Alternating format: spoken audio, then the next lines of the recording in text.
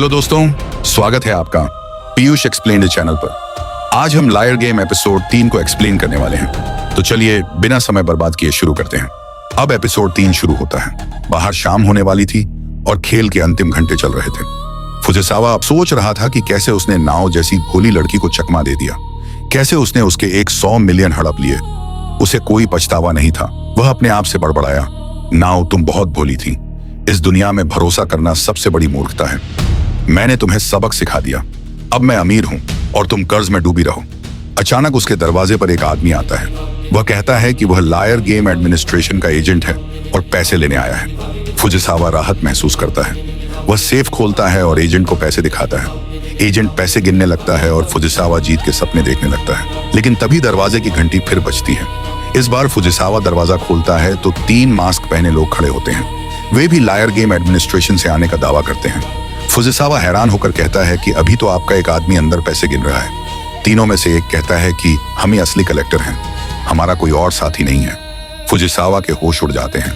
वह अंदर भागता है, लेकिन तब तक पहले वाला एजेंट अपना भेष उतार चुका होता है। वह कोई और नहीं बल्कि अकियामा शिनिची होता है। अकियामा ठंडे स्वर में कहता है कि फुजिसावा, तुम्हारे साथ खेल खत्म। अब अकियामा पूरा सच बताता है। उसने पहले ही फुजिसावा के कार्ड पर खेल खत्म होने का समय बदल दिया था।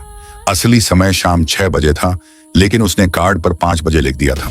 5 बजे वह खुद नकली एजेंट बनकर आया और सेफ खुलवा लिया। जब 6 बजे असली कलेक्टर आए, तब तक अकियामा पैसे लेकर जा चुका था। फुजिसावा टूट जाता है और कहता है कि तुमने मेरे साथ धोखा किया। अकियामा जवाब देता है कि तुमने नाओ के साथ वही किया था, बस वापस लौटा दिया। असली कलेक्टर पैसे की जांच करते हैं और ऐलान करते हैं कि विजेता कंजाकी नाओ है। अब नाओ के पास 200 मिलियन है। लायर गेम एडमिनिस्ट्रेशन के कलेक्टर उसे बताते हैं कि वह फुजिसावा का 100 मिलियन रख सकती है, जिससे फुजिसावा कर्ज में डूब जाएगा। फुजिसावा घुटनों पर गिरकर माफी मांगता है और कहता है कि वह बहुत लालची था। नाओ की आंखों में आंसू आ जाते हैं। बहुत देर तक वह सोचती रही। उसने धीरे से कहा, सेंसे, मैं आपको माफ करती हूँ। उसने फुजिसावा का 100 मिलियन उसके सामने रख दिया। फुजिसावा रोने लगा। वह नाओ के पैरों पर गिर गया। वह बोला, नाओ, तूने मुझे बचा लिया। मैं जिंदगी भर तेरा एहसान नहीं भूलूंगा। नाओ को देखकर अकियामा भी अपने 100 मिलियन में से 50 मिलियन फुजिसावा को दे देता है। नाओ हैरान होती है, लेकिन अकियामा कहता है कि उसने नाओ से प्रेरणा ली। अब अंतिम स्थिति आती है। नाओ के पास उसके अपने 100 मिलियन वापस, फुजिसावा के पास भी उसके अपने 100 मिलियन वापस। न कोई जीता न कोई हारा। लायर गेम एडमिनिस्ट्रेशन के लोग हैरान रह जाते हैं, क्योंकि ऐसा पहले कभी नहीं हुआ था। नाओ और अकियामा घर लौटते हैं। नाओ सोचती है कि अब सब खत्म हो गया, तो अकियामा को धन्यवाद देती है और 50,000 येन देने की कोशिश करती है। लेकिन अकियामा मना कर देता है और कहता है कि उसे किसी चीज की जरूरत नहीं है। लेकिन जैसे ही नाओ अपने दरवाजे पर पहुंचती है, उसे एक नया पार्सल मिलता है। वह खोलती है तो अंदर लिखा होता है कि उसे लायर गेम के दूसरे राउंड के लिए चुना गया है। अकियामा नियम पढ़ता है। खेल एक बंद इमारत में होगा। कुल 22 खिलाड़ी होंगे। अगर कोई बीच में छोड़ना चाहे तो 50 मिलियन जुर्माना, और अगर तय जगह पर न पहुंचे तो 100 मिलियन जुर्माना। नाओ घबरा जाती है कि उसके पास इतना पैसा नहीं है। अकियामा कहता है कि उसे खेलना ही पड़ेगा, लेकिन वह सलाह देता है कि मत जाओ। वह नाओ को अपना नंबर देकर चला जाता है। अब नाओ बहुत उलझन में होती है। तभी उसके दरवाजे पर तानीमुरा नाम का एक वकील आता है। वह प्यार से कहता है कि उसने नाओ की समस्या सुनी और वह मदद कर सकता है।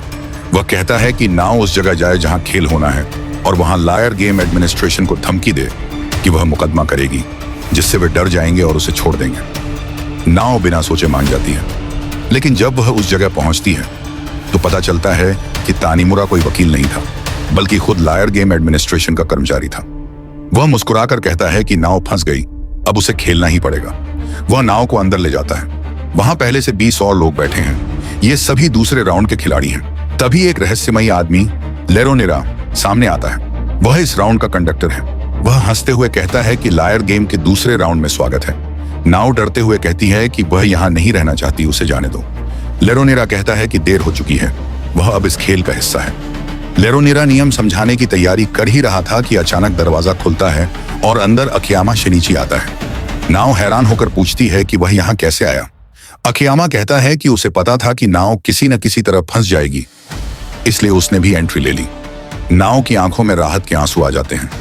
अकियामा ने कहा, मैं तुमसे वादा करता हूं नाओ, हम इस गेम को जीतेंगे और हम उन लोगों को सबक सिखाएंगे जिन्होंने हमें धोखा दिया।